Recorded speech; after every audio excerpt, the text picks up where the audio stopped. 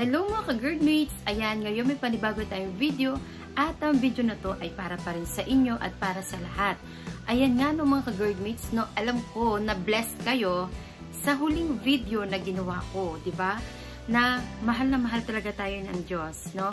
Hindi niya tayo iniwan, hindi niya tayo pinabayaan, no? Hanggang sa ngayon na malakas tayo at hanggang sa dumating ang panahon na hindi na natin kaya yan.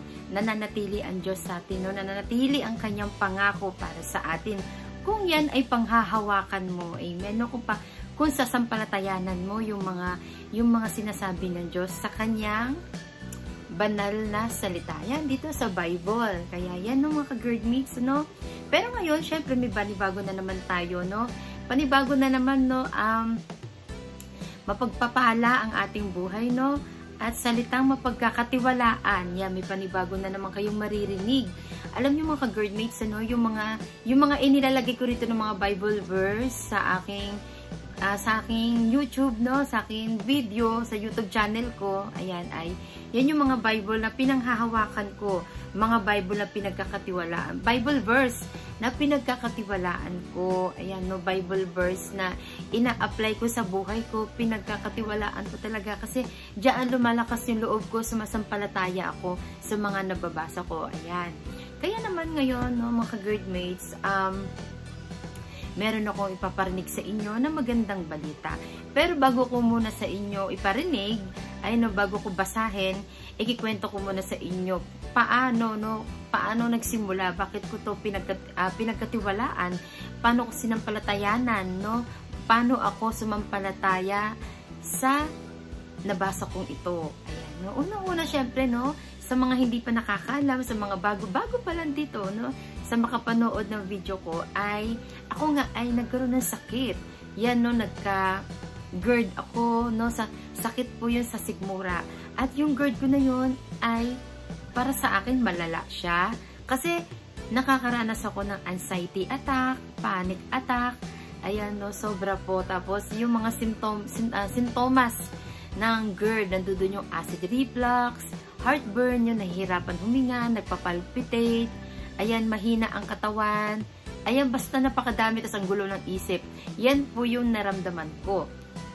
At, syempre, ayun na nga, no, simula nung nagkasakit ako, nagbalik loob ako kay Lord, nagbasa agad ako ng Bible, ninakap ko yung Bible ko, tapos binasa ko, pero sa tuwing binabasa ko siya, nabibless ako, pero hindi ko naiintindihan, kasi nga, bagong balik loob lang ako, ayan, kaya, hindi ko pa masyado naiintindihan yung salita ng Diyos, no, pero, nagtitiwala ako na mapapagaling ako, mapapalakas ako, mawawala yung takot ko, at alam ko, naririnig ako ng Diyos, nakikita ako ng Diyos sa ginagawa ko sa pagbasa ng Bible.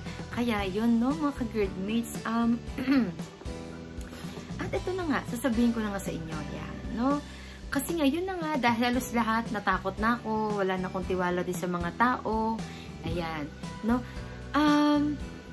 dumating ang panahon talaga, hindi, ganito, nung may sakit ako, parang nag-crave ako, parang gusto kong kumain ng pandesal, tinry ko lang naman, tinry ko lumabas ng bahay at bumili ng pandesal, ayan, no, pero pagdating sa kanto ng bahay namin, hindi ko na kaya, natakot ako at umuwi ako, ayan, ang naramdaman ko kasi noon, kinabahan ako, nahilo ako, tapos umuwi ako kaagad, kaya yun, pero, nung nabasa ko ito, ang salita ng Diyos na ito, yung kanyang pangako, lumakas talaga yung loob ko at patuloy hanggang sa ngayon. No, hindi ako lumalabas ng bahay na wala akong dalang Bible o hindi ko dala-dala ito. Ayan, no. Pero lumalabas talaga ako ng bahay, meron akong dalang Bible or meron akong dalang mga, kahit maliit na Bible lang, ayan. Pero kasi ito yon, ayan siya. Ayan, so ito, nagpagawa ko ng ID, no? Tapos, pinaprint ko siya sa likod ng ID. Pero, pinagawa ko ito 2022.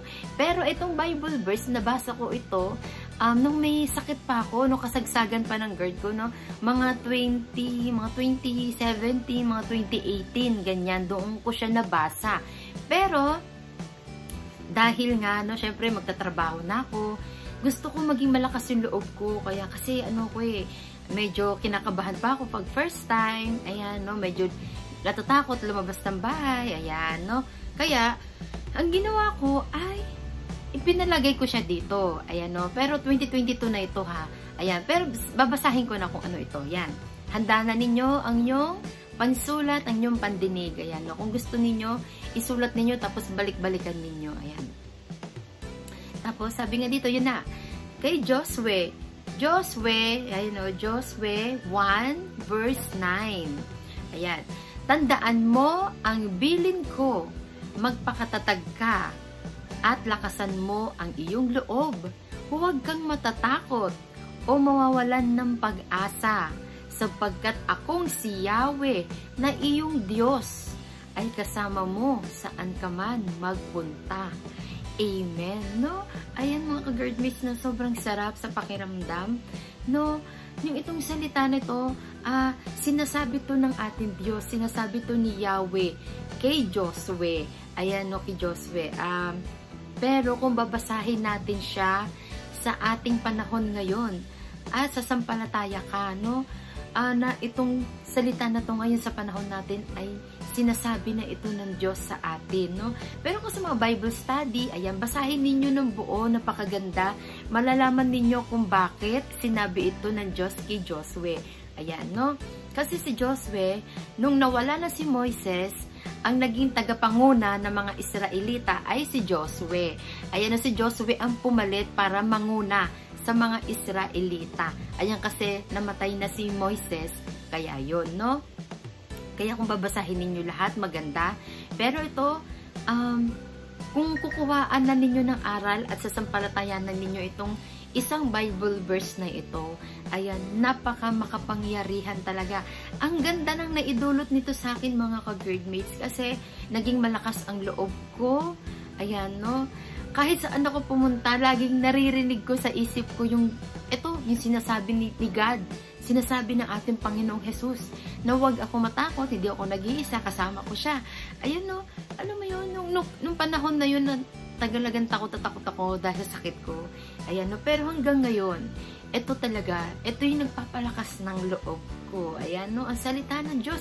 At hindi lang ito, madami po, no?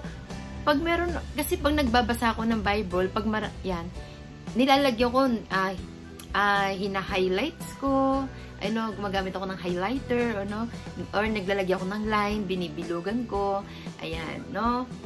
Tapos, minsan isinusulat ko, ayan, yan, ito po napakadami po talaga, as in, yan, kung mapapansin niyo yung Bible ko, puro, may mga color na, ayan, kasi yan yung mga binabasa ko, tapos, ina-apply ko siya sa buhay ko, no? Kasi ito, ang salita ng Diyos ay nakakapagbigay sa atin to ng disiplina, lakas ng loob, ayan, no? At lakas ng loob yan. Tapos ang salita ng Diyos, yung guide natin, at ang salita ng Diyos, ito ang daan patungo sa kaligtasan. Kasi nandito, dinidisiplina tayo, tapos nandito din yung sinabi ni Jesus Christ na siya ang daan patungo sa kaligtasan. Dito lahat, no, mababasa ninyo. Tapos, natuturuan ka ng mabuting asal. Ayan, no, maganda, napaka-kumpleto ng salita ng Diyos, yung Bible. Walang labis, walang kulang, kumpleto na. Kaya yan, no, kaya sa tuwing magbabasa tayo, no, ilagay natin sa puso natin, sa isip natin, sa buhay natin na itong binabasa natin ay sinasabi to sa atin ng Diyos. Ayan, no? Bukod sa mag-Bible study ka, kasi napakaganda yan, malalaman mo yung history noon, ayan, no? Pero, ito talaga. Kaya mga girdmates, no, yung nabasa natin ngayon kay Josue 1 verse 9, ayan, no, balikan din nyo yan, tapos isulat ninyo, no, sa mga taong matatakutin, walang pag-asa, ayan, tandaan ninyo, ang Diyos ay lagi nyong kasama. Kayon lang, maraming kasama. Kayon lang, no?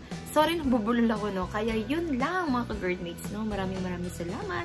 God bless you. God bless you all.